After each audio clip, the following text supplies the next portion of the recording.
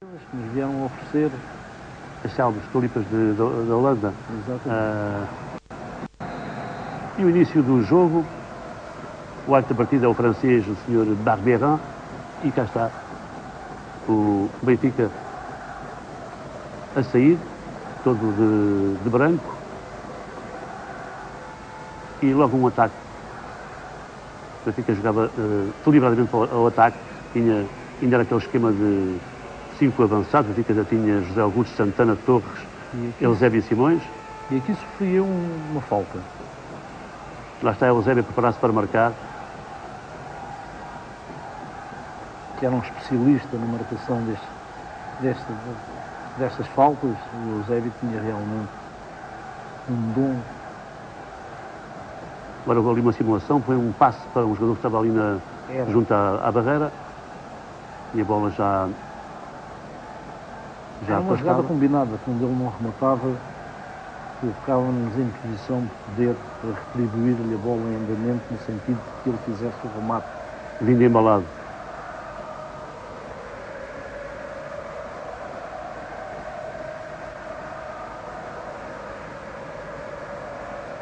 E já a bola colocada lá no meio campo contrário, mas sem problemas para a defesa do Benfica, que tenta passar de novo para um ataque. Nessa altura o Cavém, depois de ter sido extremo esquerdo e de médio direito, já tinha recuado para a defesa direito. E era um elemento ali que dava toda a garantia naquele setor. Sim, o Cavém recuou para médio. Primeiro para médio. Foi o que eu disse, e depois passou para a defesa. E só depois, mais tarde, é que passa para a defesa direita. Mas neste jogo já era... Com a saída do Serra e do Mário João, o Cavém então recuou para a defesa direita. Que é o caso agora, não é? Não, penso que agora o Cavém não está a jogar a médio de ataque.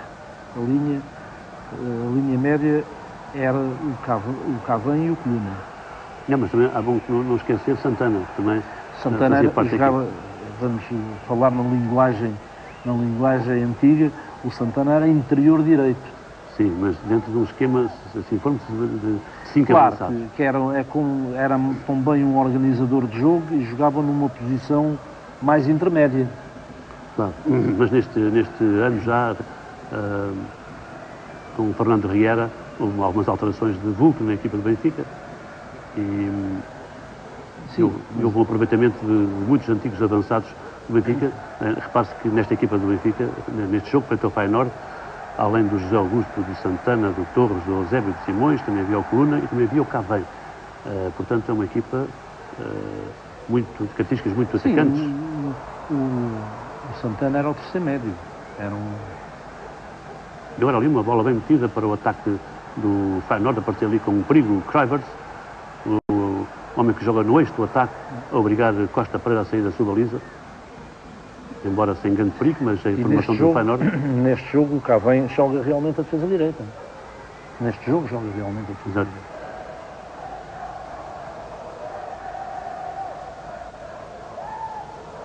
E vai o Benfica uma vez mais para o ataque. Com muita força e é o defesa Veldon a deixar para o guarda-redes Grafland, um dos melhores jogadores da equipa, guarda-redes do Feyenoord. Feyenoord que tinha chegado a esta meia-final com alguma dificuldade nos confrontos anteriores, uma vez que tinha passado sempre à tangente. Frente ao Servette da Suíça, passou ao fim do terceiro jogo, ganhou 3-1, perdeu 3-1 e depois ganhou também 3-1 no jogo de desempate, e com o Vasas de Budapeste também, 2 empates. Na terceira eliminatória, frente ao Stade de Reims da França, uma vitória por 1-0 e um empate a 1 golo. Portanto, aquele 0-0 em Roterdão, de alguma forma, não surpreendeu muito, já que a equipa mostrou ser muito cuidadosa no seu setor defensivo. Este Feyenoord, que agora vinha à luz mostrar as suas aptidões. O 0-0 lá em Roterdão tinha sido um bom resultado para o Benfica, face a tudo isto que o Feyenoord já tinha feito. Não é? Sim, sem dúvida. Aliás, era importante que nós, nos jogos fora, marcássemos uma posição que lhe dessemos depois... exatamente. Que nos desse margem para poder gerir depois o jogo na segunda mão. E normalmente as coisas aconteceram sempre de uma forma benéfica para o Benfica. O jogo 0-0 não foi um jogo fácil, foi um jogo bastante difícil, mas saímos com a moral de que o jogo na Luz seria realmente um jogo para ganhar, como aliás aconteceu. Aliás, nem sempre aconteceu isso mais tarde, claro, e até com equipas holandesas. Estou-me a recordar daquela vitória frente ao Ajax lá por 3-1 e depois na Luz perdemos 3-1, perdeu também 3-1 e fomos perder o desempate no estádio de Colombes a Paris, em que perdemos com... É o princípio da grande equipa do Ajax. Do Johan Cruyff, que estava a despontar nessa altura. Mas o Benfica teve ali o pássaro na mão, depois daquela vitória. É verdade. Em Amsterdão. Já nos estava a acontecer aquilo que tinha acontecido ao Real Madrid. São ciclos, não é? Das grandes equipas. São os ciclos que as grandes equipas têm. E que não se renovam na altura própria, ou porque, enfim, há várias situações que levam a decisões dos próprios dirigentes em não ir renovando a pouco e pouco, porque os jogadores, quando começam a atingir a casa dos 30 anos, e jogadores em clubes que tenham uma competitividade bastante grande, o caso do Benfica, o caso do Porto, do Sporting, do Real Madrid, todas estas grandes equipas, quando chega aos 30 anos os jogadores têm realmente uma sobrecarga de esforço. E é bom que haja jogadores já na reserva para os substituírem, não é? Exatamente, para que se possa ir alternando a pouco e pouco nos lugares-chave, para que a equipa não sofra realmente uma mutação brusca. Mas nesta altura o Benfica tinha jogadores... Nesta altura ainda tínhamos realmente, claro... Para maravilhar a Europa. Ainda tínhamos, e realmente... Eu fiz 5 taças, 5 finais da Taça dos Campeões Europeus. Ganhei 2 e perdi 3.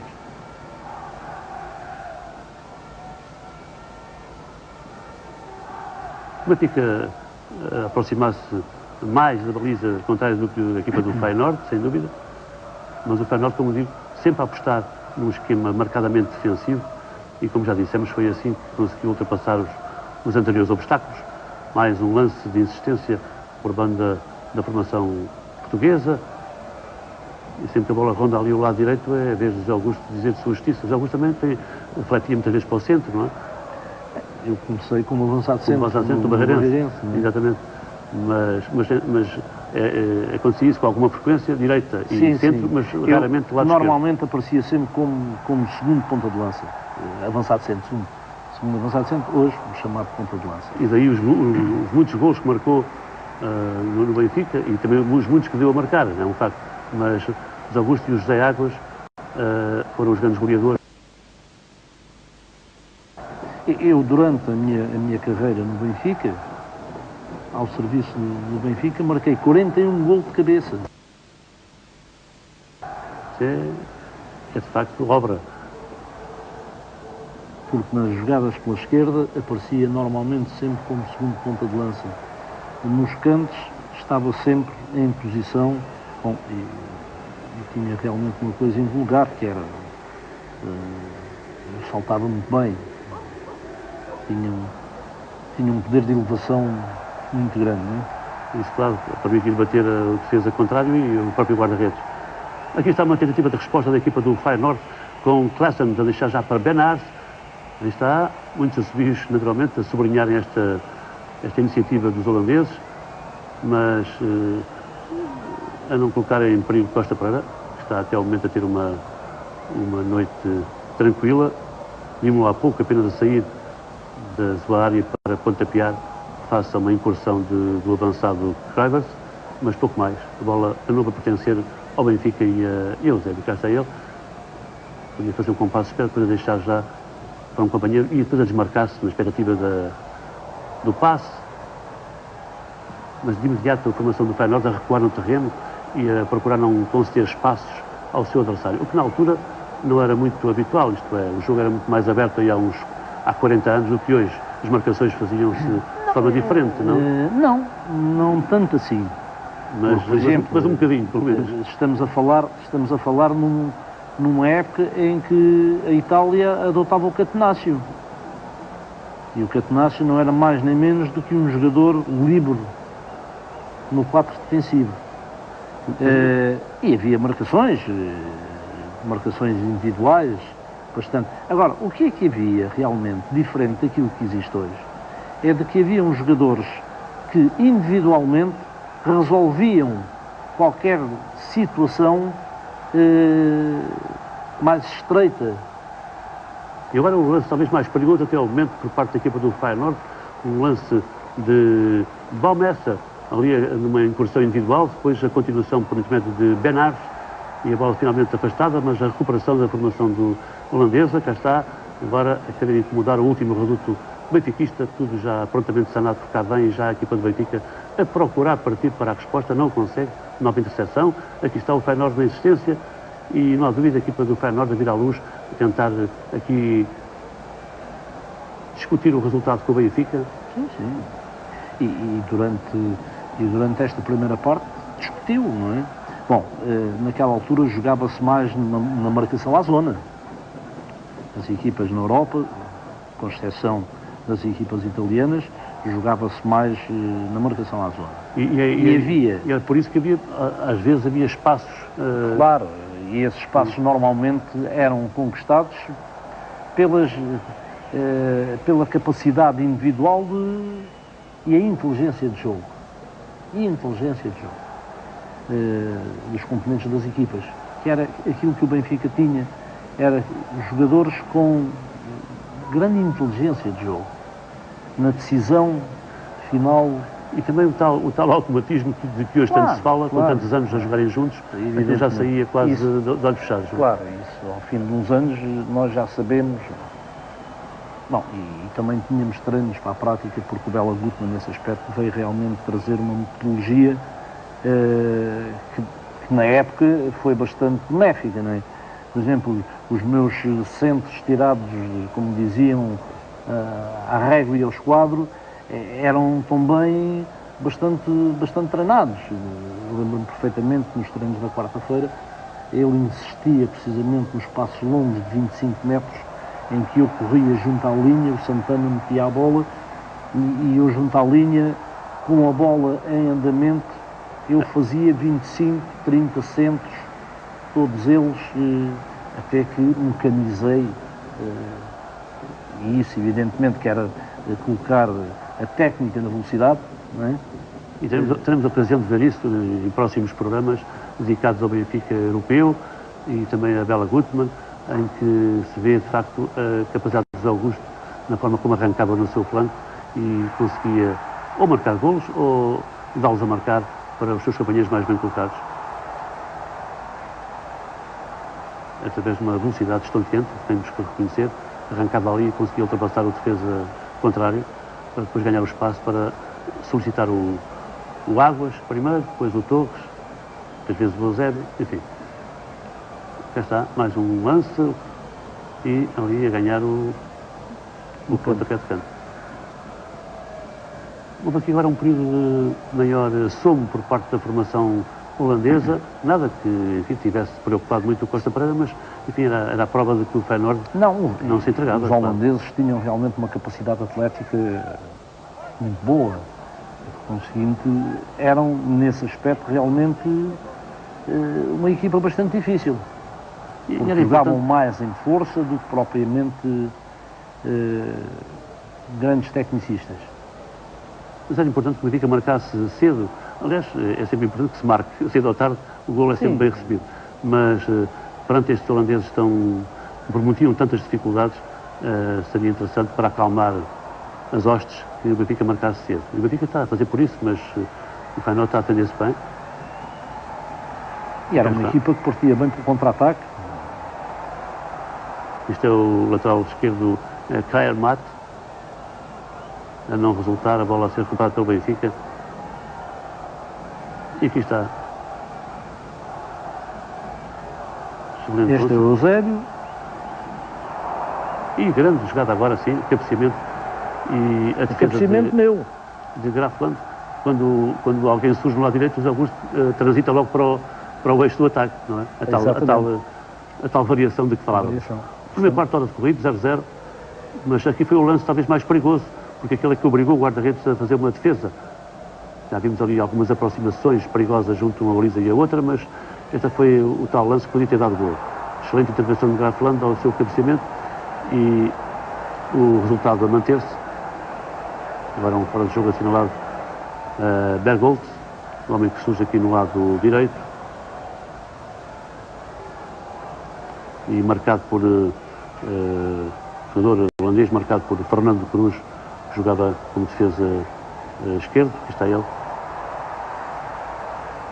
O jogador também, não vou dizer que seja intratável, mas duro. O Fernando Cruz não deixava assim, não dava grandes hipóteses aos seus adversários diretos. O Cruz era um jogador que, para além de ser um jogador viril, era um tecnicista por excelência também.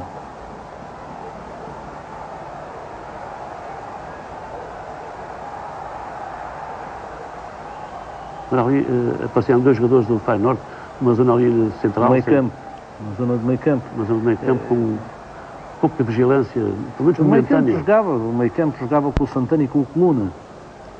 E jogava o Eusébio, o Torres e o Simões. Mas, claro.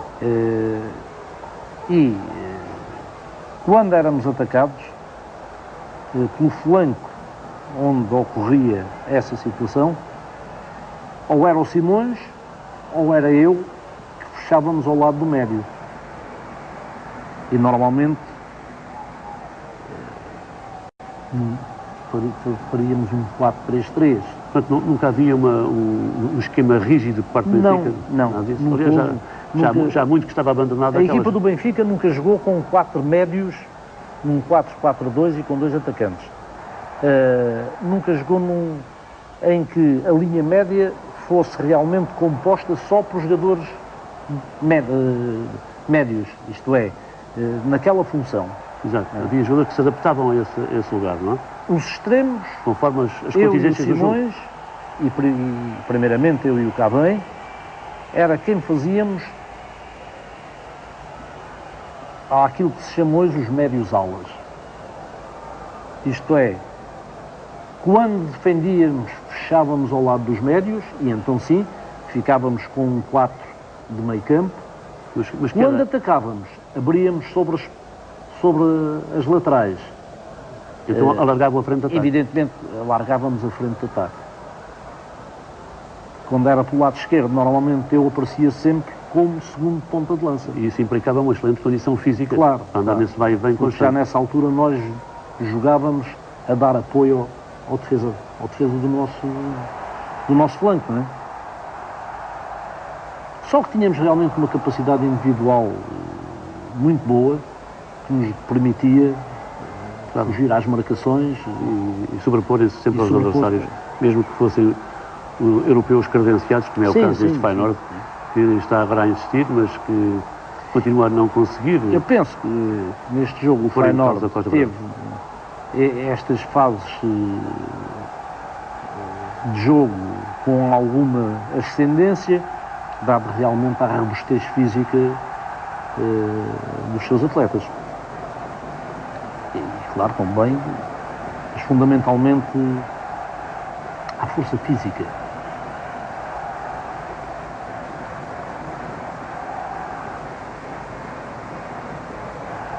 E está agora um belo remate e a defesa de Costa Pereira, também a primeira vez o Costa para além de todas as coisas que tinha, era um jogador que nos dava realmente uma autoconfiança bastante grande.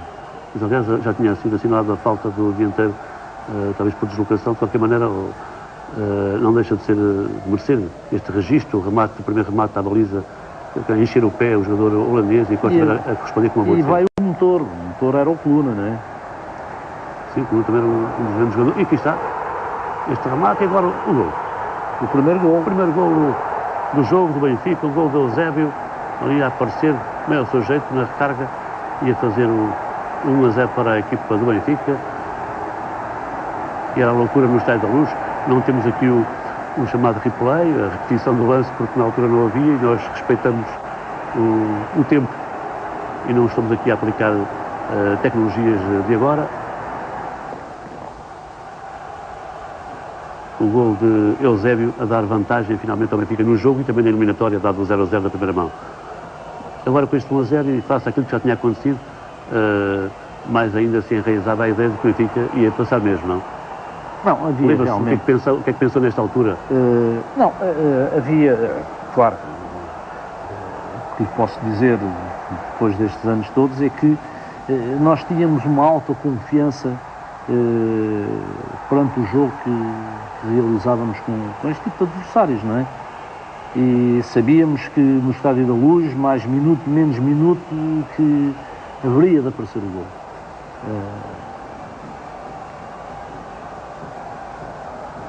E aqui estava a confirmação disso mesmo. O Benfica adiantasse o marcador e por isso já havia uma grande confiança antes do jogo, quando havia 0-0, então com 1-0 essa confiança aumentava naturalmente. Mas havia que estar sempre também atento a este Feyenoord.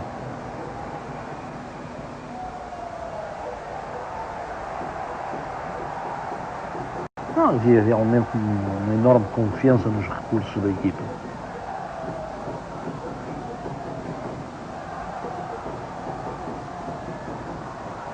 Finalmente a bola a chegar ali à marca de canto e é Baumeister a marcar, a bola já a ser devolvida. Cá está o Simões a dar cobertura ao flanco. A vir cá atrás nestas alturas de cantos e livres, enfim, quando a bola está na posse do adversário.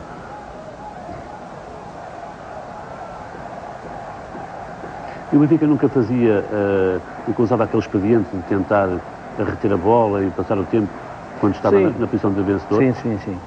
Quando queríamos ter o adversário no nosso domínio, era isso que fazíamos, a chamada circulação de bola. Mas ainda era cedo para sim, com certeza que sim. Quando tínhamos o resultado garantido, então era o espetáculo, porque a bola passava por todos os jogadores dos setores. Inclusive vinha o Costa Pereira e saíamos. Sempre a passar a bola. Bastantes vezes fazíamos isso. Mas nunca com o intuito de humilhar o adversário, mas sim de lhe tirar a iniciativa de jogo. De o fazer quebrar animicamente. Mais do que a iniciativa de jogo era efetivamente quebrá-los animicamente. Que eles sentissem realmente a nossa superioridade. Mas neste jogo e nesta altura não se recorda que tivesse sido feito, não? Não, nesta altura não. Nesta altura ainda estávamos naquela fase de querer marcar o segundo gol para garantir a eliminatória. Como em todos os tempos, um gol sofre-se de um momento para o outro. É a inspiração do jogador, é a criatividade que poderá fazer um gol a 20, 30 metros. A qualquer momento pode surgir o gol. A qualquer momento pode surgir embora nessa altura o golo fora não valesse a dobrar em caso de igualdade, como agora acontece. Quer dizer, se o Feyenoord agora empatasse, as equipas ficavam em igualdade e o Feyenoord não ficaria em vantagem por isso. Nada. Portanto, não havia esse perigo, mas mesmo assim era bom que esse golo não surgisse mesmo. Mas, e nessa altura, isso não existia, porque havia o conhecimento das próprias entidades do futebol de que existia realmente, naquela década, existiam valores superdotados para o futebol. Quando isto passou... Como é o caso agora aqui do Simões, agora, depois desta jogada pelo seu flanco, não é só o Zé Augusto que fez uma grande exibição. Aqui do lado contrário, o Simões também... Sim, o Simões era um diabólico. O Simões era um jogador que era um rato mica que fazia as coisas mais mirabolantes e que dava...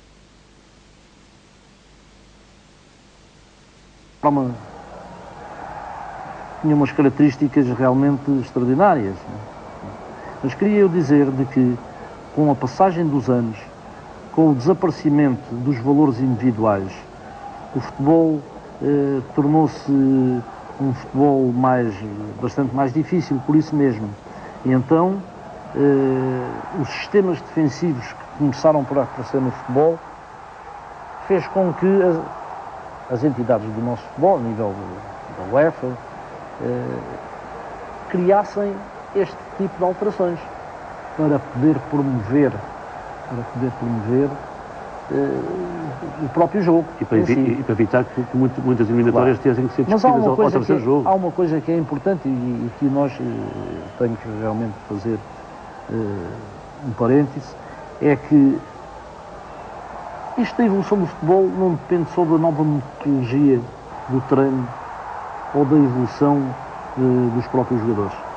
Depende muito e fundamentalmente das equipas de arbitragem, na aplicação da lei,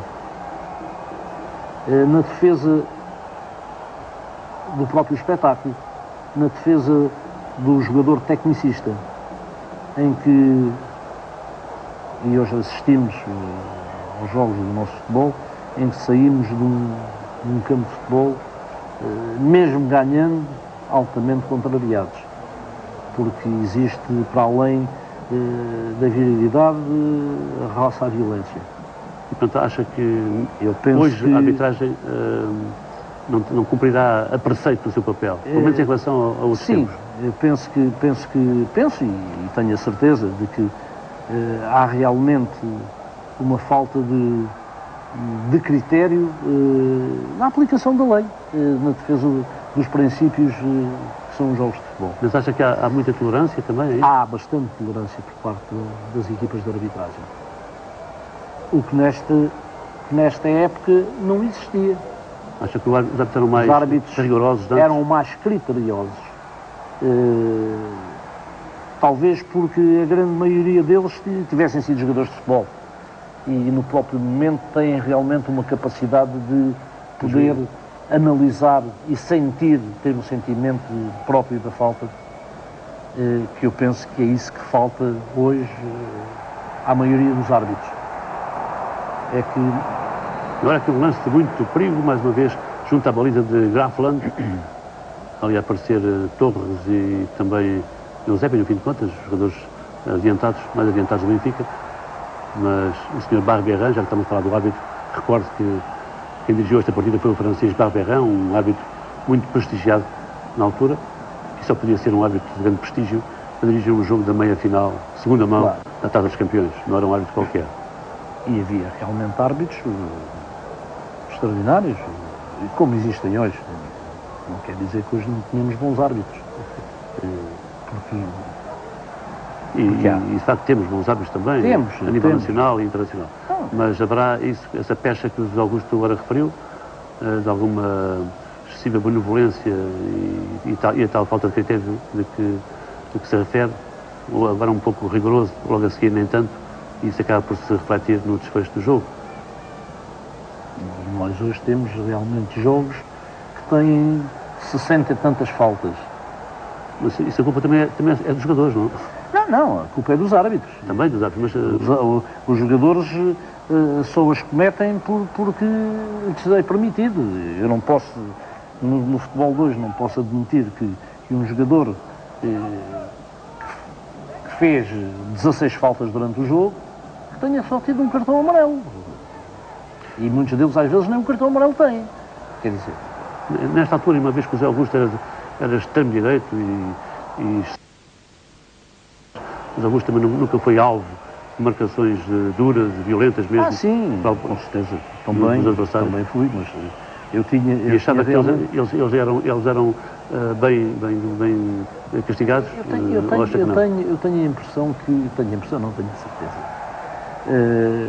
Que havia muito mais respeito pelos próprios jogadores naquela época do que existe hoje. Repare, a nossa equipa era tudo portugueses. A maioria dos jogadores do nosso futebol eram todos portugueses. Claro que havia estrangeiros, claro que havia.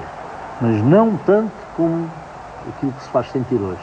E parecendo que não, isto também é importante. Isto também é importante.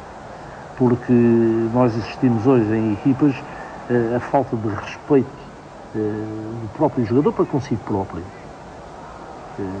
Na atitude que tem em relação ao adversário. E isso é uma coisa que os árbitros não podem tolerar de maneira nenhuma. É aqui que eu chamo a atenção, porque o árbitro é realmente a principal personagem no jogo, na defesa do espetáculo. Passa fundamentalmente pelo árbitro. Mas estes jogos que se aproximavam já muito da final, portanto eram jogos cada vez com um grau de dificuldade maior, tinha aqui e acolá alguns episódios, se calhar, que marcaram Rui, com certeza. do jogo em Viena, na primeira edição da Taça dos Campeões, que até nem chegou ao fim, por exemplo. Mas que Zílias houve sempre, não é? E neste jogo, recorda-se se houve algum momento menos agradável? Não tenho ideia absolutamente nenhuma e creio que o jogo terminou realmente sem problemas maiores. Num clima de festa para nós, mas de compreensão e de aceitação pela derrota por parte do Feyenoord. Quer dizer, não, de maneira alguma houve qualquer, até mesmo da parte dos holandeses, que depois se retiraram no seu cruzeiro de barco para a Holanda, houve realmente uma festa extraordinária. Uma festa até ao fim. Houve agora ali uma entrada... Não, mas essa claro. É claro, em todos os tempos existiu. Não é por isso que deixará de... Agora, tem que haver sempre... Havia realmente um princípio de respeito muito mais evidente do que existe hoje no futebol. Poderiam dizer os tempos são outros. Se calhar até nos tempos perderam-se valores que não se deviam ter perdido, não é? Todos nós sabemos que já se passaram várias gerações depois da nossa e que o futebol veio, mais a partir da década de 80, veio começando a perder qualidade. Vimos agora mais um lance de perigo. É sempre um perigo quando a bola pingava ali na zona frontal e um tal Torres se elevava com aquela estatura toda que nós sabíamos e a pôr em perigo, mesmo que os defesas contrários fossem também altos, mas a causar perigo às vezes é contrário. Cá está, mais um lance que pode ser perigoso, vamos ver como é que, não haverá um remate de longe, mas sempre que a bola vai ali para aquela zona onde o Torres pontifica, claro que o gol pode sempre acontecer, não é? Havia sempre essa Torres, pela sua estatura, era realmente um quebra-cabeças posto de defesas centrais, porque ele jogava ali mais plantado naquela zona e... Mas os extremos, os Augusto, sim, claro. Visava já o Torres, tentava colocar a bola para a cabeça dele. Exatamente. Porque treinávamos essas situações. É claro.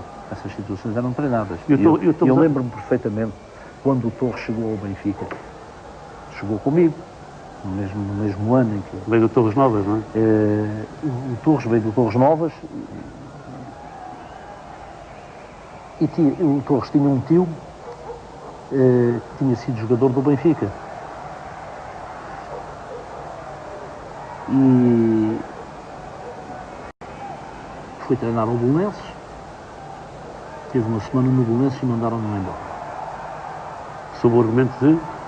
Sob o argumento de que o Torres naquela altura tinha 1,90 m e tantos e era um rapaz novo, magro, não tinha uma fisionomia muito... talhada para o futebol? Muito talhada para o futebol.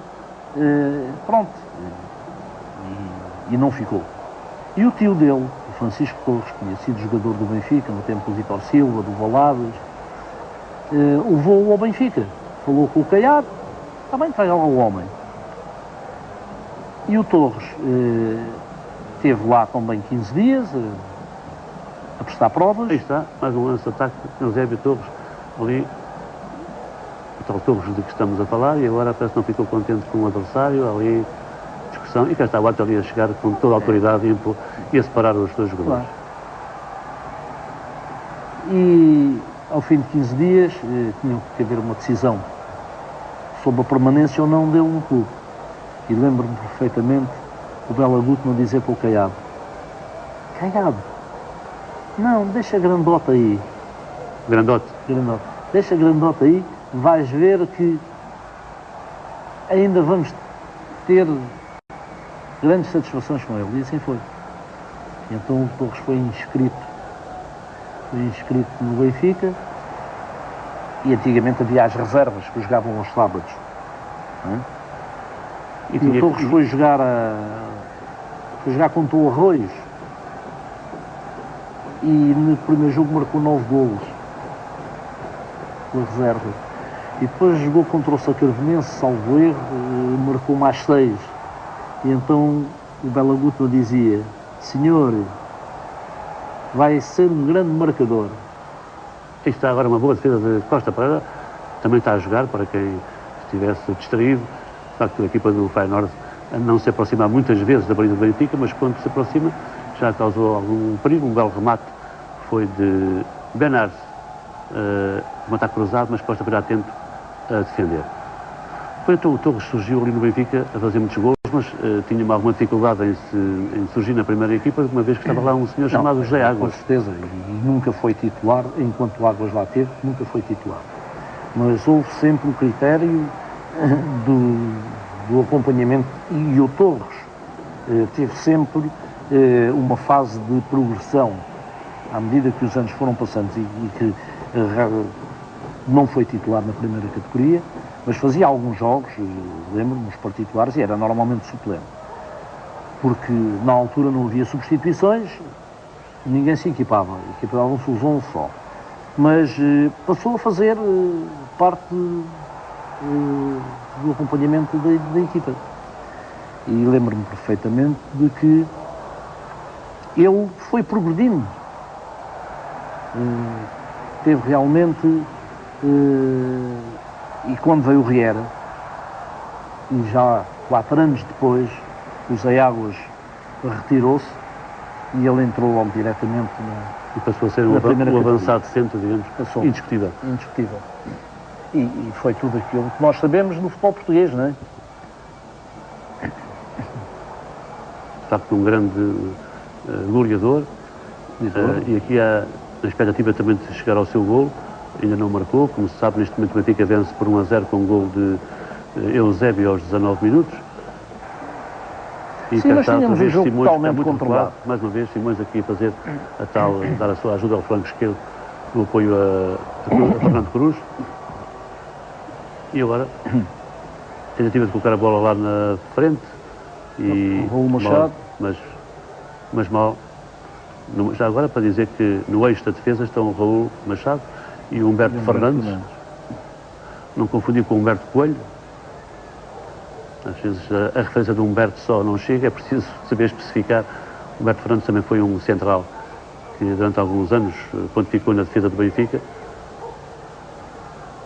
Esteve na final também ainda de 68, a tal final com o Manchester United, onde as coisas não correram bem à defesa do Benfica, sobretudo no prolongamento, como é sabido.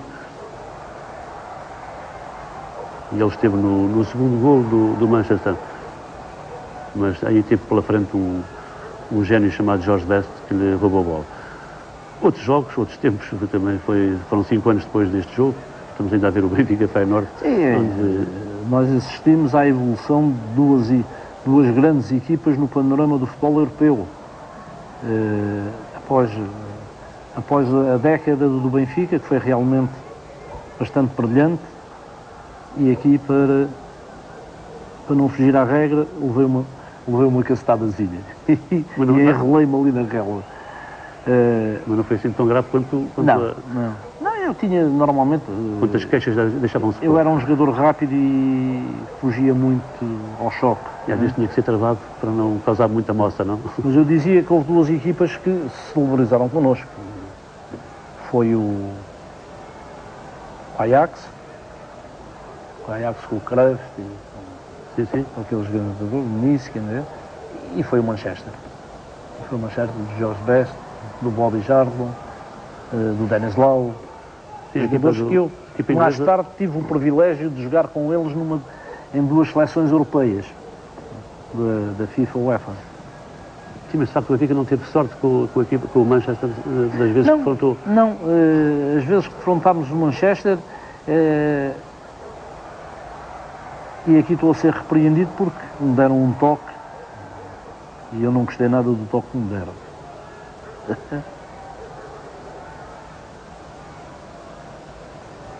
E mais uma vez... Estava-lhe a responder em francês, claro. E mais uma vez o árbitro ali a surgir rápido. Sim, com certeza. E levou um toque e depois respondeu. Claro. Então, este tipo de reações todos nós temos, não é? E daí o livro para a equipa do Feyenoord. Nós dizíamos que, frente ao Manchester, a equipa do Benfica não foi feliz porque apanhou essa formação no seu auge, não é? Apanhámos. Não só na final de 68, como também naquela eliminatória em 66, em que as coisas não correram nada bem. Em que perdemos 5-1, perdemos 5-1 na Luz e tínhamos perdido 3-2 em Manchester. Essa foi a maneira para esquecer essa do Estádio da Luz? Essa do Estádio da Luz é a pior recordação. Há duas recordações que eu tenho na minha vida desportiva que foram realmente muito trágicas. Foi essa? Essa, não pela derrota, mas pelo acontecimento que se deu durante essa semana, em que antecedeu o jogo, em que o meu melhor amigo faleceu. Era um amigo de infância, vivemos sempre juntos e terá pesado no ânimo? Pesou bastante. Pesou bastante, foi talvez das piores exibições, porque eu não tive a oportunidade sequer de estar no funeral dele, de me despedir dele, e senti bastante a morte dele, que nem treinei, fiquei de cama. O Belo Gutmann não me permitiu que eu tivesse ido ao funeral. E a outra foi realmente aquele dia trágico da morte do Luciano no Estádio da Luz. Foram realmente duas... Em dezembro de 65? Exatamente. Foram realmente podia ter sido ainda dois pior. Acontecimentos que me marcaram bastante na minha carreira desportiva. Mas enfim, a vida continua.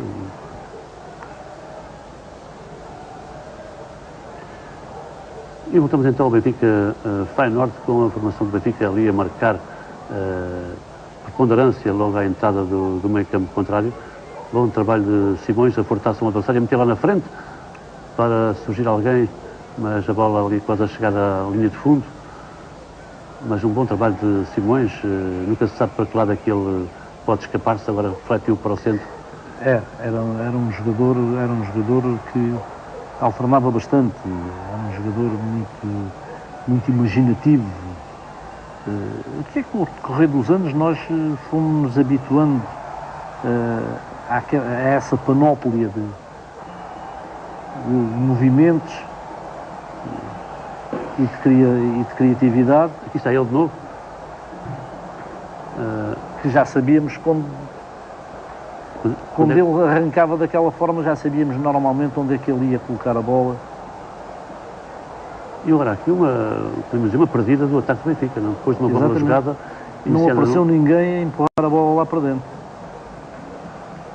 Bela jogada de ataque agora da equipa do Benfica. Iniciada em Simões, depois o centro, do lado esquerdo. Tudo perfeito. O Mato depois a sair ao lado. E houve um desvio também de um defensor do... E aqui está. E cá está. E aqui está simples. Canto, Torres a fazer bola na 2-0. Porque o Eusébio do lado esquerdo marcava todos os cantos assim. O Peter Grafland diz que lhe fizeram falta. Mas naquela altura o contacto com o guarda-redes era permitido. Mesmo na pequena área? Mesmo na pequena área.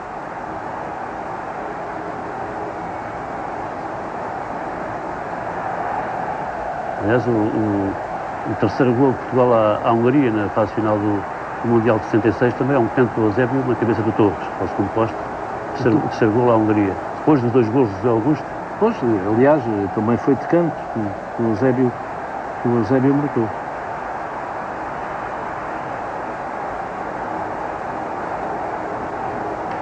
Muitas discussões agora dos jogadores do Feyenoord, continuam a protestar alegando que houve falta de José Torres sobre o guarda-redes Grafland. Aqui era o princípio do sentimento que eles tinham de que a eliminatória estava perdida, não é? Foi sobre os 45 minutos da primeira parte. A escasso minuto do final, 0, era já uma margem confortável.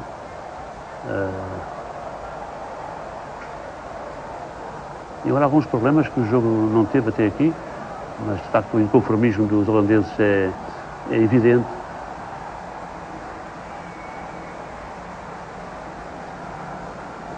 equipa do Feyenoord anunciada um pontapé livre. E está o Costa. E Costa Pereira à vontade a recolher. Pela sua...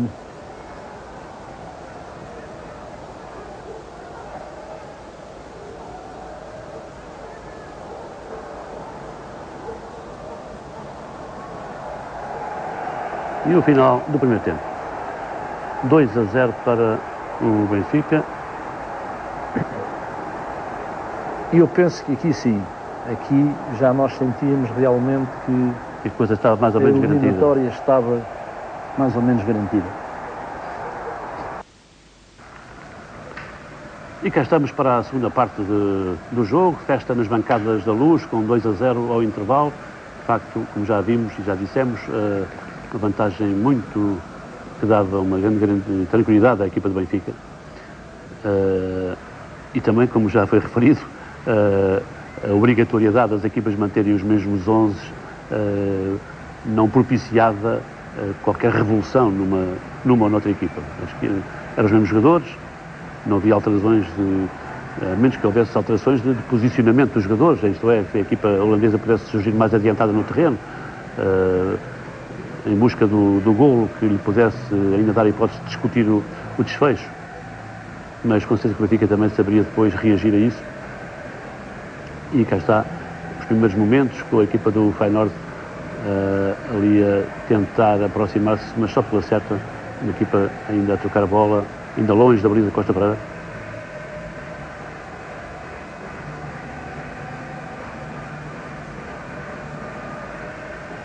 Nestes momentos iniciais é bom sempre ver em que é que param as modas, como é que as equipas estão posicionadas no terreno, qual é a sua predisposição. A equipa da casa procura agora o ataque.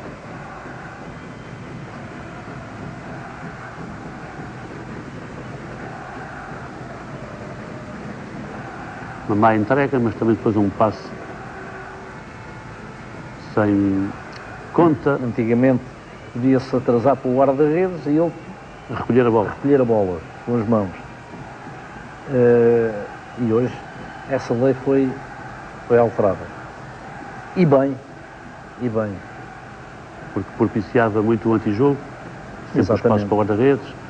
Agora pode-se passar para o guarda-redes, mas como se sabe, tem que parte jogar superior a bola com os pés. E eu penso que o futebol, que não deverá sofrer grandes alterações, tem contudo uma, a partir de determinada zona do terreno, que não se deveria poder passar a bola ao guarda-redes. Mas enfim... Era ali um holandês a não gostar de uma falta sobre si cometida. Os jogadores a mostrarem já algum nervosismo, já víramos isso no final da primeira parte. Está o Benfica a procurar ali acercar-se a baliza de Grafland. Excelente ali o corte do defensor Cry, a ceder canto e marcado à maneira curta.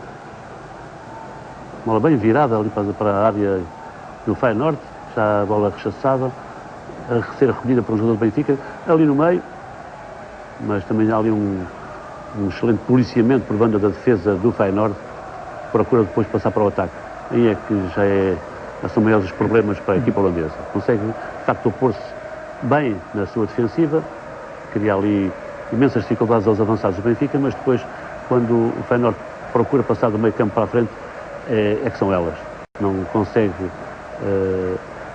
nem fugir ao espartilho bem montado pelo meio campo e defesa encarnada. Neste jogo jogou toda de branco. E daí o 0 que ainda registra no marcador esta formação do Feyenoord, apesar das tentativas. Cá está mais um lance em que se prova a capacidade da formação portuguesa. Antecipação também, uma boa arma para ganhar a posse de bola. E repare, normalmente jogávamos a bola de primeira, porque a defesa do Feyenoord estava muito bem composta. Aliás, sempre foi a panagem de todos os tempos. É mais fácil destruir que construir. Aos atacantes compete-lhes marcar os golos, mas às defesas compete-lhes ganhar os campeonatos.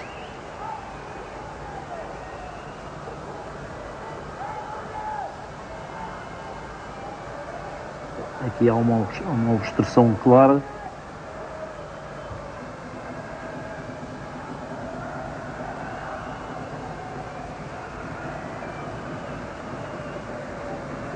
E já ia ali um holandês decidido a ajudar o adversário, neste caso para que ele se levantasse rápido, para que não demorasse tanto tempo. De facto, a equipa do Feyenoord já a evidenciar alguns sinais de nervosismo perante o resultado.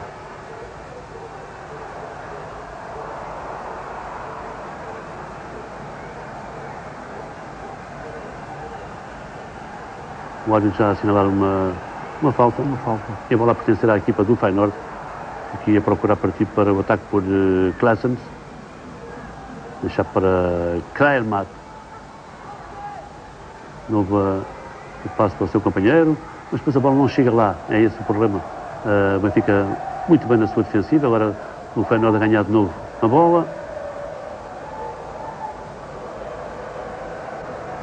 E sempre um benfiquista no lance, a antecipar-se e a desviar, nem que seja desta forma, como vimos agora, sem contemplações, mas também dá, sempre que a ocasião a isso aconselha.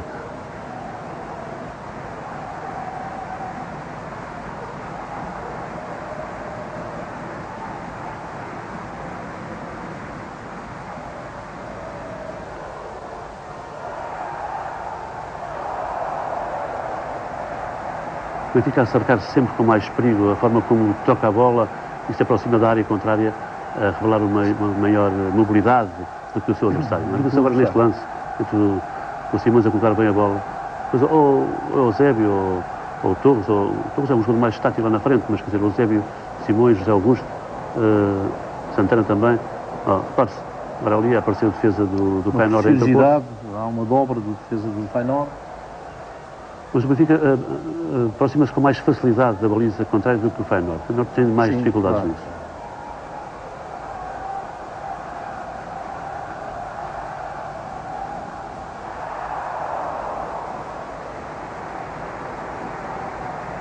E aqui e ali o Benfica quase a jogar a passo, sabendo que não é preciso acelerar muito para conseguir tocar a bola, não é? É que também os espaços também não eram muitos, não é?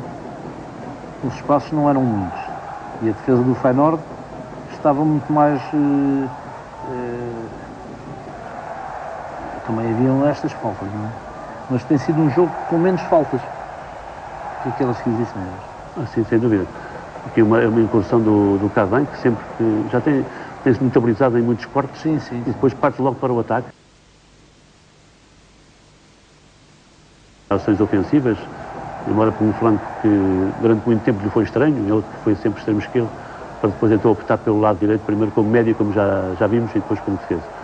De facto, aqui uma boa jogada do Cavani. E aqui, como se vê, a linha média é praticamente o Coluna e o Santana. Que eram dois avançados do tempo do WM, não é? Exatamente. Portanto, uma equipa de forte tendência atacante, como o Riera. Havia sempre. Aqui está o Simões. No seu estilo. E mais, quer dizer, havia realmente uma situação de concessão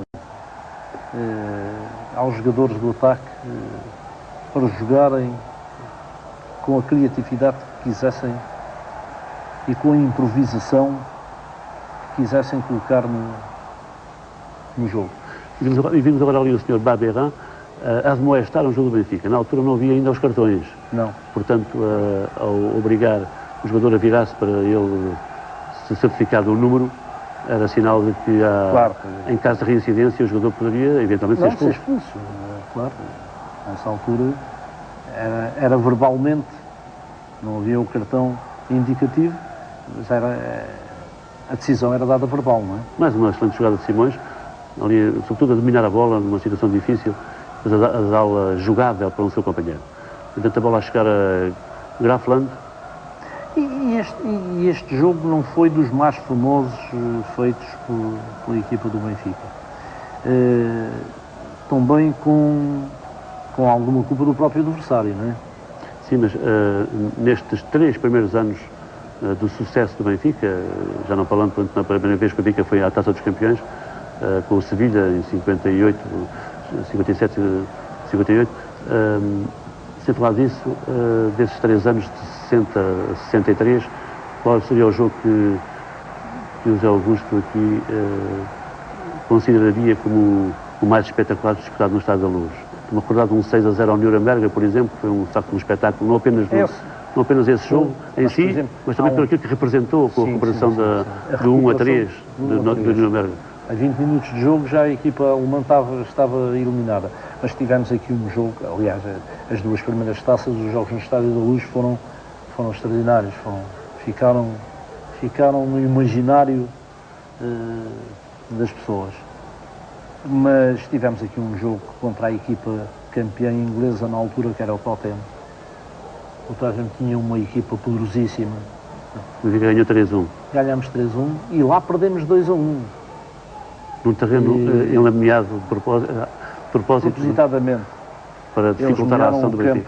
E lembro-me que o nosso Costa Pereira, saudoso Costa Pereira, foi o melhor jogo que eu vi o Costa Pereira fazer.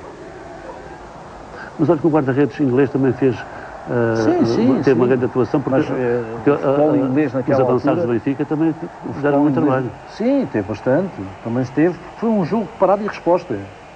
E nós tivemos a sorte de marcar logo no início. E lembro perfeitamente do Tottenham era o Bob Smith, era um indivíduo mais alto que o Torres e com uma corpulência, era um tanque. E tinha um jogador que era o Jimmy Greaves, que era um dos melhores jogadores ingleses sempre. Jimmy Greaves, e tinha o Cliff Jones, que era o extremo esquerdo. E tinha o Danny Blanchflower, que era um escocês no meio campo. Exatamente. Que era um jogador extraordinário. Foi o gol da vitória do Tottenham. Era a coluna daquela equipa. Mas também um grande jogo no Estádio da Luz foi aquele 6-2 frente ao IPS, dada a categoria do adversário. A segunda eliminatória num dia de chuva, que foi realmente um hino ao futebol. 5-0 na primeira meia hora do jogo. É verdade. Uma grande exibição do Benfica. Este jogo já era um jogo mais calculista, porque primeiro é um jogo da meia-final. Já é uma fase adiantada da prova e, obviamente, que a equipa que chega aqui não é uma equipa qualquer. Depois, porque a equipa havia um 0-0 na primeira mão e, portanto, o jogo seria muito renhido nesta segunda mão. Repare-se ali, os espectadores todos que não tiveram lugar, ficaram todos sentados ali. Não, este jogo foi realmente um jogo também com uma vivência extraordinária. Não foi um jogo de grande beleza de futebol, mas pelas circunstâncias que rodeavam o jogo, não é? Rodeavam um jogo, não é? E havia sempre aquela expectativa de saber até que ponto é que o Feyenoord não faria aqui o 2-1 e relançava a partida. Claro. O Benfica, obviamente, também atento a isso, a procurar agora o terceiro gol. Agora, que nós tivemos sempre mais no ataque do que o adversário, isso é indiscutível. Sim, isso é indiscutível, por aquilo que estamos aqui a verificar.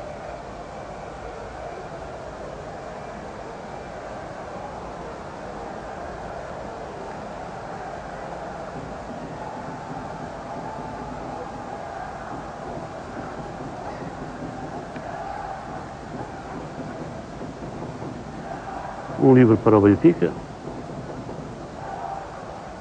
E também nessa altura já não havia muita pressa em marcar os livros, nem em todos estes lances de bola parada, cantos, lançamentos laterais, enfim. O tempo que demorasse não seria grave.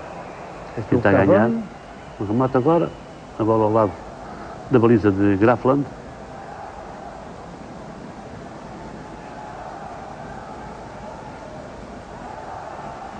O Benfica conseguiu ganhar a bola. Repare-se como o Feyenoord não acerta no passe e não passa do meio campo. Claro. E a melhor maneira também de defender o resultado é jogar no meio campo do adversário. Sem dúvida. Para evitar surpresas. O Benfica consegue conter as tentativas do Feyenoord e continua a jogar ali perto da área contrária. Mais uma vez a bola ali a ser repelida por Cry. No jogo aéreo tem estado bem. Aquele central do Feyenoord.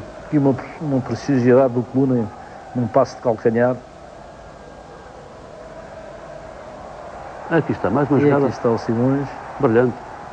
Mas a bola já teria saído. Ultrapassado. Ali estão os espectadores quase dentro do campo. É ali junto à linha lateral.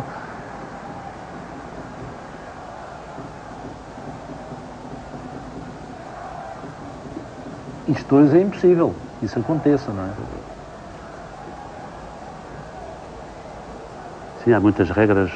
Claro. As regras de segurança hoje são totalmente diferentes, não é? As pessoas também são diferentes.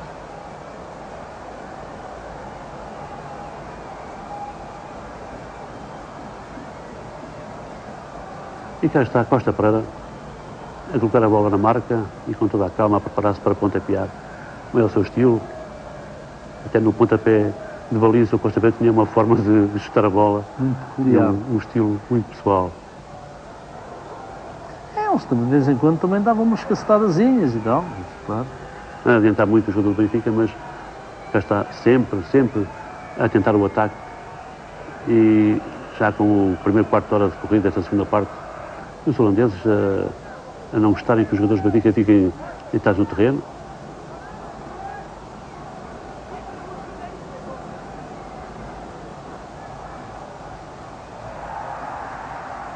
É o Coluna. E o Coluna, para se rebolar, certeza absoluta que lhe doeu. Sim, porque não era para, não jogou para fingir. Não era um homem para... Mas ele teria ocasião depois de se rebolar ainda mais no jogo seguinte, a final com o Milan, em que as coisas... e que foi o alvo predileto dos jogadores italianos na final frente ao Milan. Sim, exatamente. O extremo esquerdo, o Pivatelli. Foi o carrasco, podemos dizer, do Coluna.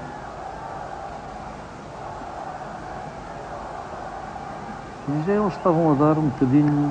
Sim, a equipa do Feyenoord estava um bocadinho de cabeça perdida. A endurecer o jogo. Vê-se, nas suas atitudes tem demonstrado um certo inconformismo e fazer algumas faltas. Aliás, o Benfica continua a jogar, a mandar um jogo, isso para uma equipa que tenta desesperadamente tentar o 2-1, a forma descontraída como o Benfica está a atuar é capaz também de fazer perder as tribeiras ao adversário. Claro, e depois a ganhar todas as bolas, raramente a bola passa ao meio campo. Eles não passam do meio campo. Mais uma tentativa, vamos ver agora. O lançamento lá para o homem mais adiantado, mas de facto a inferioridade numérica, o ataque do Feyenoord e a apontada defesa. Nós a jogarmos de primeira.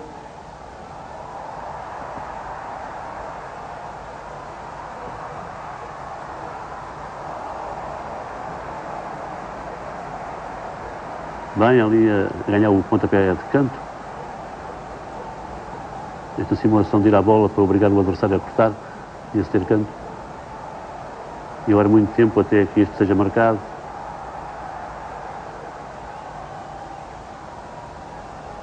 E é o Simões que vai marcar.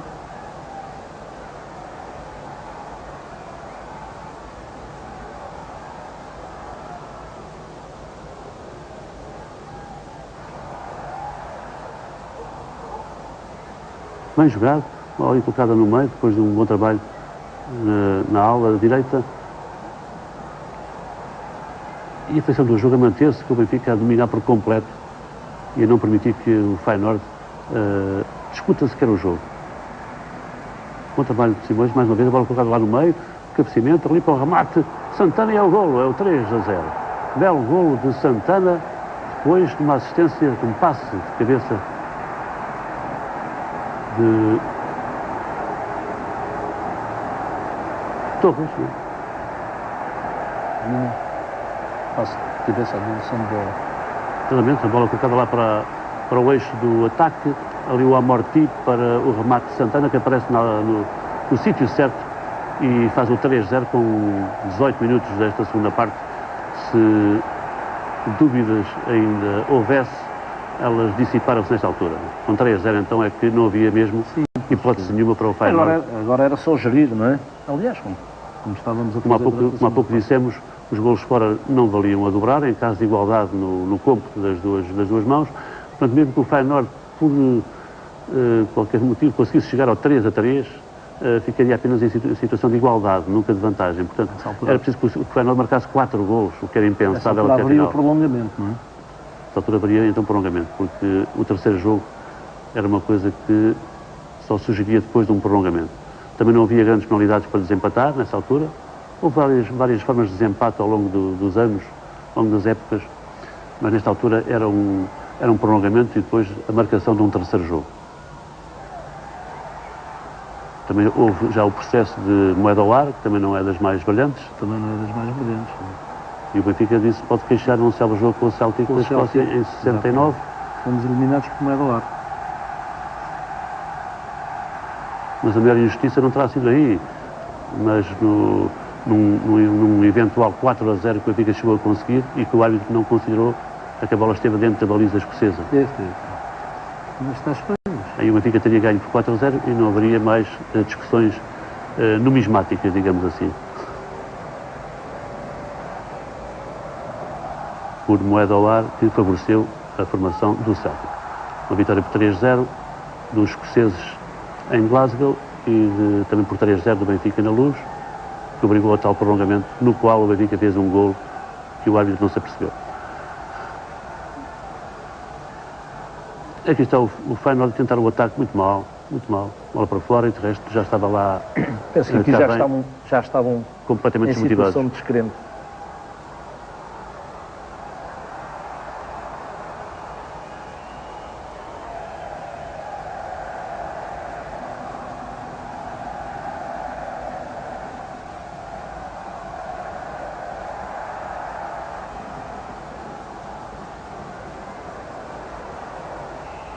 E o livre para a equipa do Feyenoord, a meio do meio campo contrário, bola colocada lá na frente, já o corte da defesa do Benfica e partir já para o contra-ataque.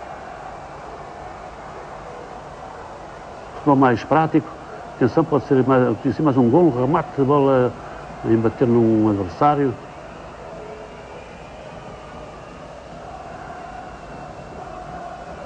Mais prático, mais simples, a forma como o Benfica se acerca da baliza contrária. E podia também tirar agora vantagem, já que a formação do Feyenoord a colocar muitos homens mais na frente, a tentar chegar ao golo, e por isso, de alguma forma, também a desguarnecer mais a sua zona defensiva.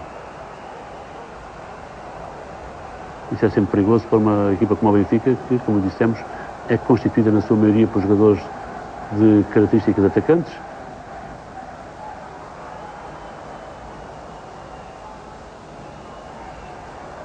E cá está a forma como o Feyenoord tenta responder apenas com um jogador, um avançado em Cunha, que é Kraver.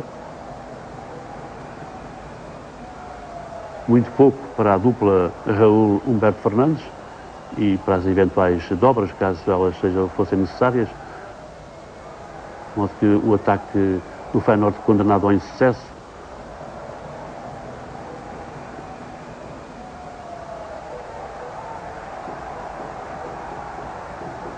Notas aqui um futebol, sem dúvida, apoiado por banda do Feyenoord.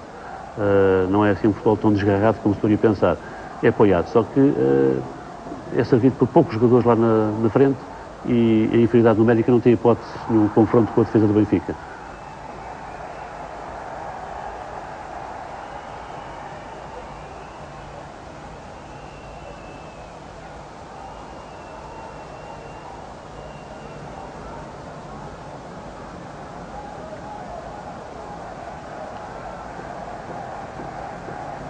E agora o livre para Eusébio.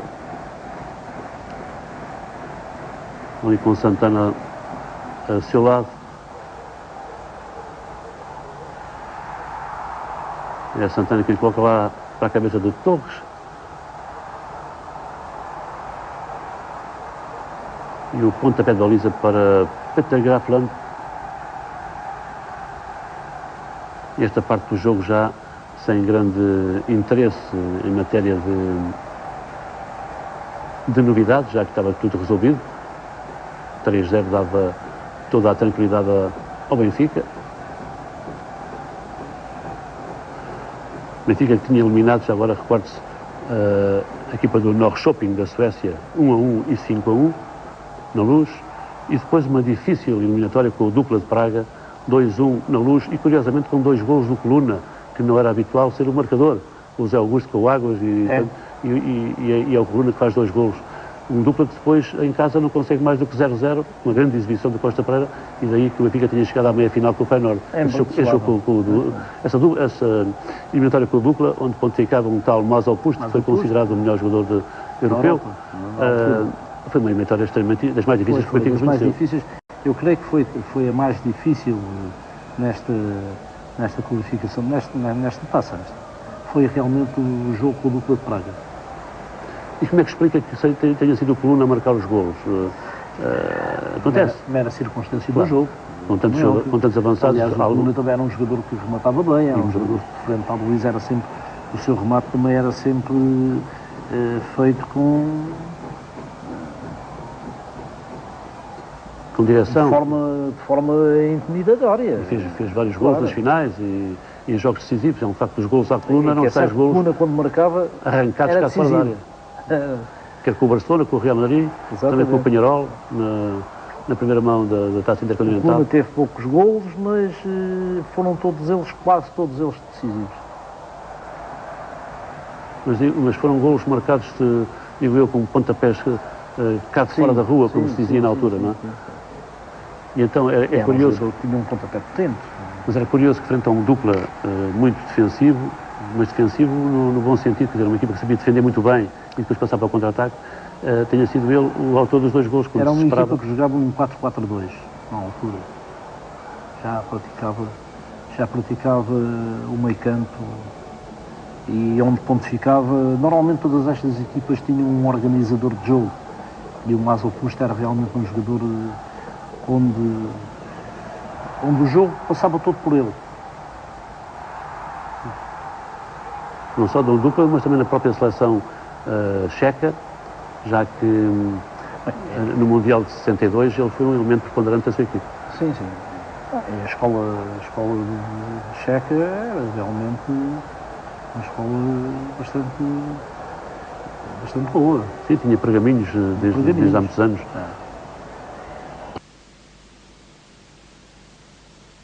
Um aspecto interessante nesta edição é que, nesta e na anterior, o campeão europeu ficava isento da primeira eliminatória, portanto o Benfica só fez 3 eliminatórias até chegar à final.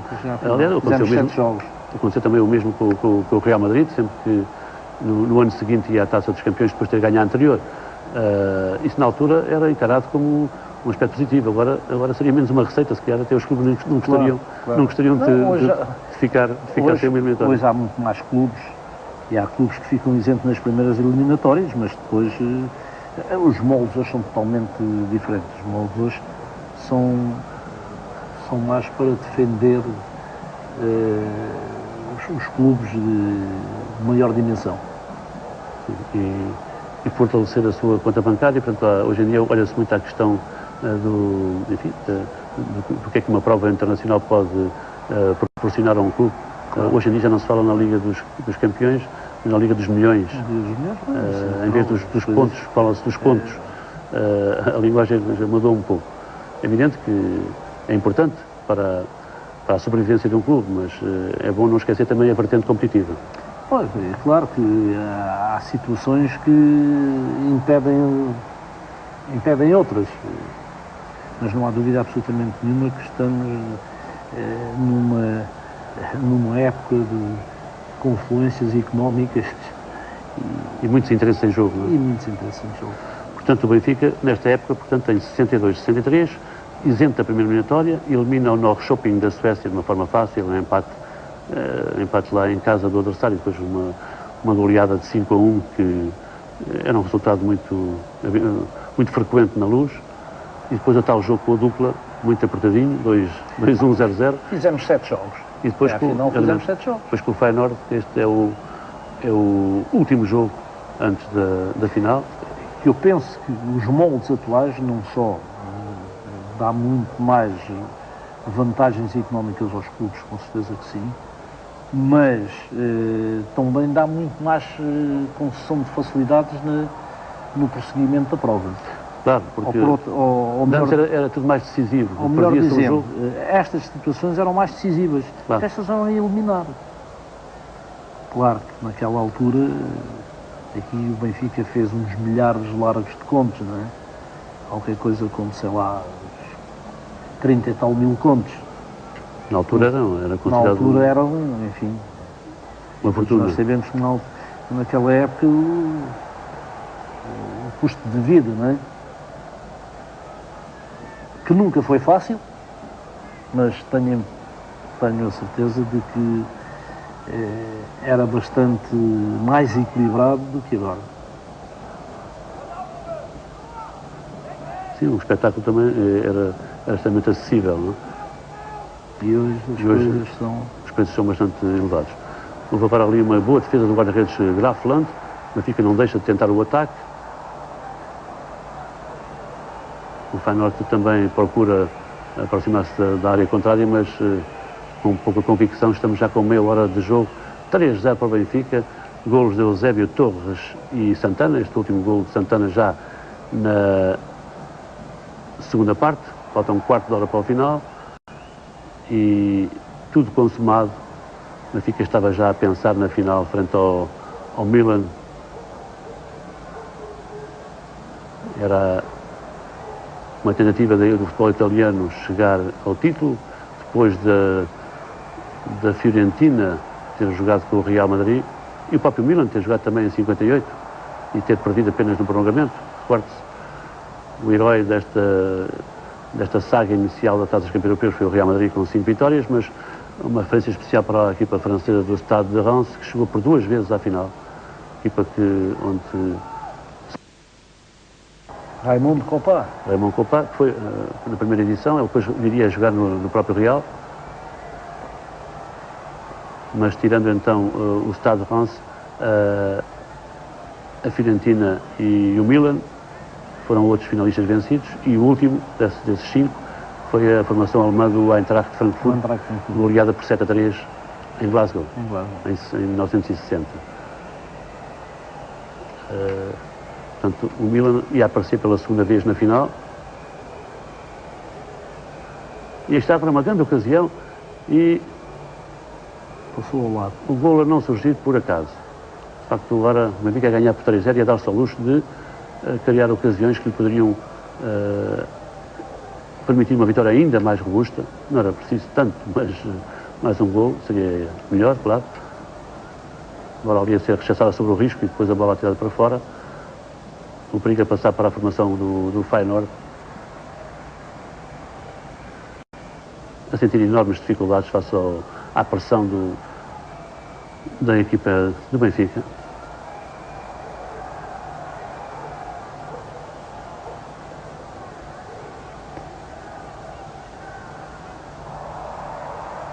Não se demorar muito, parece que não jogam ao primeiro toque, agora sim, a bola bem colocada lá para o jogador que se estava a desmarcar, mas já no seu caminho um adversário no corte.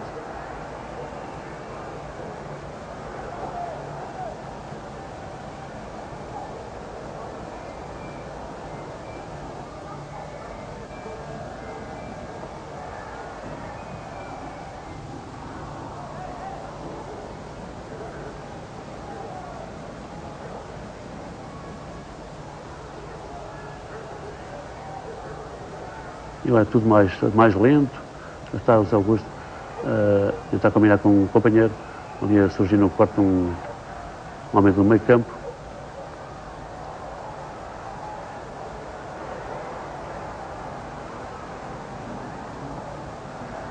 E o jogo nesta altura já arrastasse um pouco, não, José Augusto? Nesta altura, sim, o Benfica também já não estava a fazer. O jogo estava já a perder qualidade, interesse. O resultado estava feito, a eliminatória estava ganha.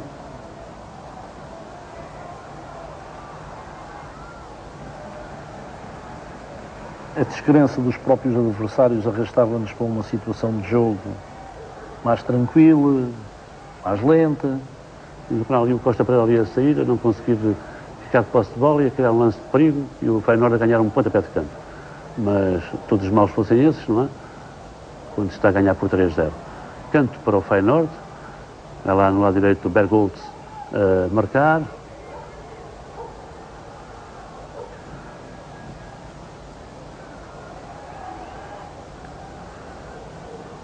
Mais vezes a bola afastada para longe, isto numa altura em que o Feyenoord procura acercar-se com outra insistência, não muito grande, mas enfim, ali a aproximar-se da área do Benfica.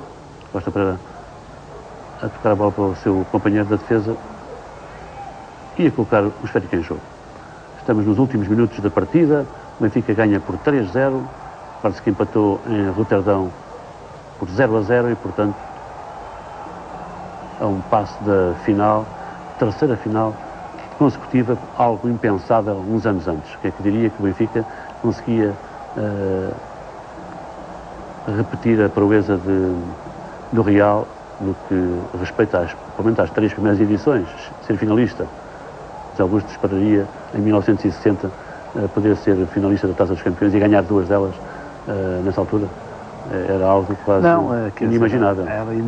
Era impensável. Era impensável, mas à medida que foram as ganhando, coisas se foram verificando, houve realmente mas ali uma discussão acesa com o Sr. Berberan. O Sr. Berberan aqui dava a sensação... Temos ali uma discussão entre o avançado Kluivert, o tal que joga no eixo do ataque. E o Raul Machado. Mas quer dizer, a partir da segunda Taça dos Campeões, pois com certeza penso que houve da nossa parte uma exagerada confiança neste jogo com o Milan. Penso que não foi subestimação do adversário, mas foi... Enfim, já continuavam na cena das vitórias e podia ser mais uma, não? Sim. Agora ali a bola a ser rematada pelo jogador do Feyenoord e finalmente o golo do Feyenoord na sequência deste livre. Gol marcado por Baumeister, número 10, que faz o apoio a Kluivert, daqui a pouco nos referimos. Um livre marcado, a bola rechaçada pela defesa do Benfica, a chegar aos pés do dianteiro do Feyenoord, que rematou e bateu Costa Pereira, conseguindo um golo. Enfim, que a equipa do Feyenoord, podemos dizer que terá merecido face ao inconformismo sempre patenteado, embora não tenha criado, raramente tenha criado uma ocasião de chamados golos feitos, não é? Não, mas foi para, pelo menos, para premiar o inconformismo do Feyenoord. Insisto agora aqui, em determinadas alturas do jogo, porque houve outras que estiveram realmente descrentes, mas é sempre bonito que hajam golos, porque vem premiar de qualquer das maneiras situações que o próprio jogo durante os 90 minutos proporciona, não é? E cá está a resposta do Benfica também. E eu ia marcando este golo agora. O José Augusto ali escapar-se bem, com a tal velocidade a que já temos referência. É um perigo sempre que se escapa ali pelo seu flanco e a rematar. Mas dizia eu que com o Milan houve realmente uma confiança exagerada. Já falaremos disso após este jogo com o Feyenoord, que está mesmo a acabar. Faltam cerca de 6 minutos para o final e o Benfica vence agora por 3-1, depois deste gol de Baumeister, mas que não afeta em nada as pretensões do Benfica. Continua a ter uma vantagem de 2 golos, agora de 2 golos sobre o seu adversário, que terá espreitado um pouco, abriu mais, fez ali mais um lance de ataque após o golo alcançado e sofreu a resposta do Benfica através desta avançada do José Augusto, um belo remate e desviado por um adversário, e então o jogo a caminhar para o final.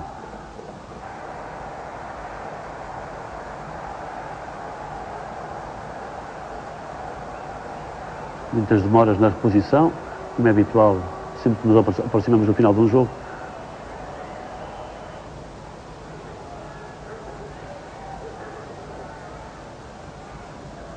E cá está, Feyenoord a insistir pelo lado direito, por Bergholtz, tem de facto sido um jogador muito voluntarioso, e as picardias, pequenas picardias, continuam ali entre os jogadores.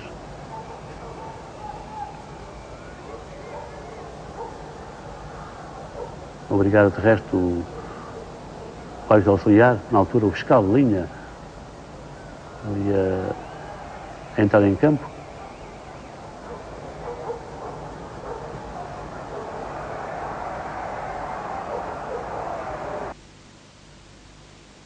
Complica passar a bola ali ao segundo poste. Não causar grandes problemas, já que também a defesa do Benfica estava atenta, e é pontapé de baliza para Costa Pereira.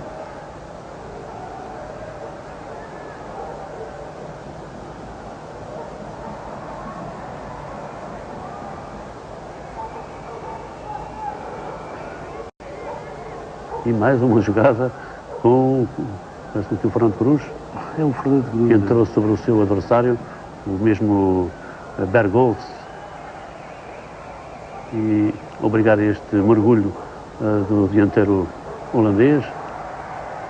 Como já dissemos, o Cruz, com enorme talento, é facto, mas também um pouco excessiva viralidade em alguns lances. Aliás, do lado esquerdo, o Benfica teve sempre jogadores duros. O Cruz, também o Ângelo, também não era propriamente um jogador dócil. O jogo entrou numa fase de picardias. Dar uma falta sobre o Eusébio.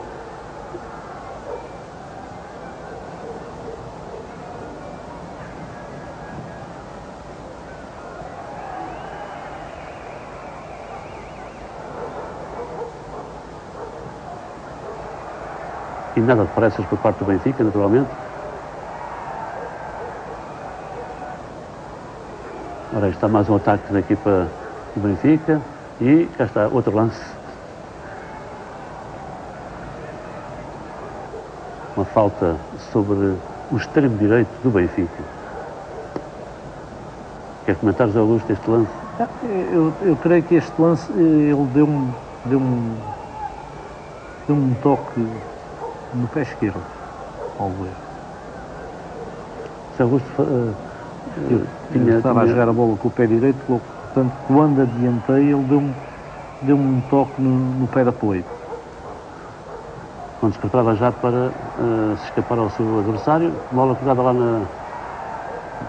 na área, e depois afastado assim, de qualquer forma.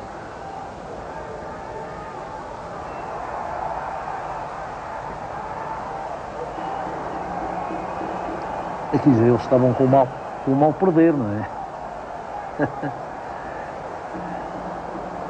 Sim, à mínima falta no contacto, os jogadores do Feyenoord têm reações. São reações químicas.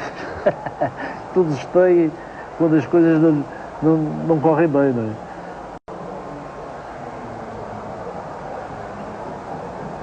Mal agora esta intervenção, mas consegue depois retificar. Um perigo face à proximidade do jogador do Benfica. E os jogadores, veja a robustez dos jogadores holandeses, não é? E muito bem, ali a circular a bola a equipa do Benfica, quase como fazem na perfeição, obrigando a correr os seus adversários. Olha agora começou o olho.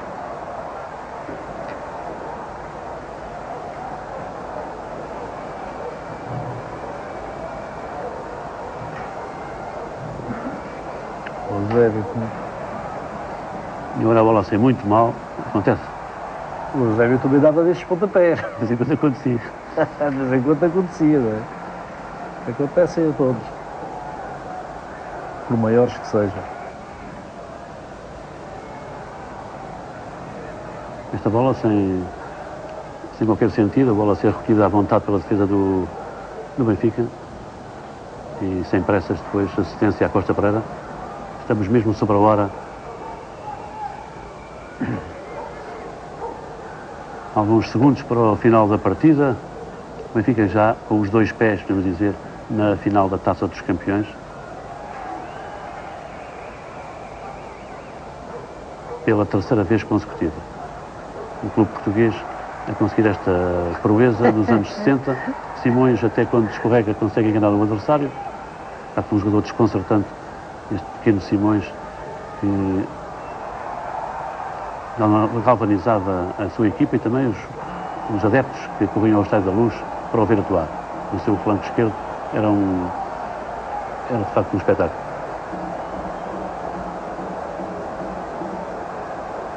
Bola lá mais vez para o meio, mas agora a defesa do Feyenoord a dar conta do recado. A bola ainda a sobrar para um jogador do Benfica. Atenção, um lance perigo, remate, mas ao lado. Últimos lances da partida.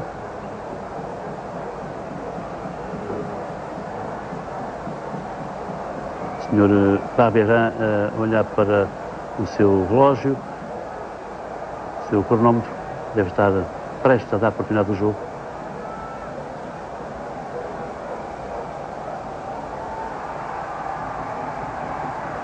Está Simões a combinar muito bem, depois a escapar-se pelo lado esquerdo para receber o passe.